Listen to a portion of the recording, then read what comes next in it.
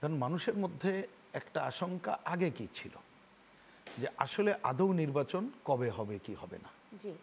এবং এই আশঙ্কাটা তৈরির জন্যে আমাকে যদি বলেন মূল সরকার, তাদের বডি ল্যাঙ্গুয়েজ বা সরকারি দলের যারা উপদেষ্টা আছে কেউ কেউ, সবাই না হলেও বলছে না জনগণ চায় 5 বছর, কেউ এসে বলেছে যে শেখ হাসিনা যতদিন থাকার ক্ষমতা ছিল ততদিন আমরা থাকব, কেউ বলেছে কে বলে আমরা অনির্বাচিত, আমরাই তো নির্বাচিত, কেউ আবার বলেছে যে 53 বছর ধরে রাজনৈতিক দল কী করছে, আমরাই তো করতেছি। তো এইসব কারণে মানুষের মধ্যে প্রথম একটা ছিল যে আদৌ এরা নির্বাচন দেবে কি দেবে না, এটাই আমরা মানি না মানি, এটা কিন্তু ছিল, শঙ্কাটা দূর হয়েছে, ছিল শঙ্কা ছিল।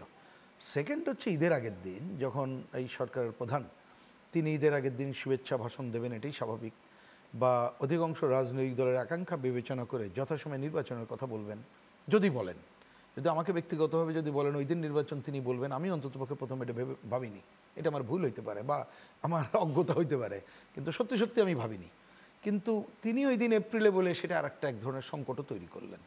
শুধু তাই না, আরেকটা কথা না বললেই ভুল হবে বলে মনে হয়, তিনি কিন্তু এই যে বন্দর করিডোর এইসব কোশ্চেনে যারা আমরা বিরোধিতা করি বা আমার বিবেচনায় দেশের অধিকাংশ বিরোধিতা করে তাদেরকে প্রতিহত করার কথাও বললেন। তার মানে একটা শব্দের মধ্য দিয়ে তাদের অন্য ধরনের একটা শক্ত মনোভাব, অ্যাটিটিউডটা যেটা প্রকাশিত হলো সেটা মানুষের মধ্যে নানা সংকট আরও কিন্তু বাড়িয়ে দিয়েছিল। সেই রকম একটা জায়গায় দাঁড়িয়ে লন্ডন সফর নিয়ে নানা কথাবার্তা আছে, সেদিকে আমি আলোচনায় গেলাম। নানা কথাবার্তা মানে এটা কি রাষ্ট্রীয় সফর কিনা হলে কি দরকার ছিল, এত টাকা খরচ কেন, আমি এইটা বলতে চাইছি। তারপরে ব্রিটিশ প্রধানমন্ত্রীর দেখা হলো না, অনেক কথা মানুষের, সেটাকে আমি ধরছি না, ধরছি এই কারণে মানে যে কথাটা, কিন্তু এইখানে বিএনপির যিনি ডিফ্যাক্টো প্রধান নেতা ওনার সাথে কথা হওয়ার পরে, কারণ আমরা ধরেন অধিকাংশ রাজনৈতিক দল মনে করলেও সেক্ষেত্রে সবচেয়ে বড় দল, তাদের বিবেচনাটা তো অবশ্যই অন্যতম গুরুত্বপূর্ণ।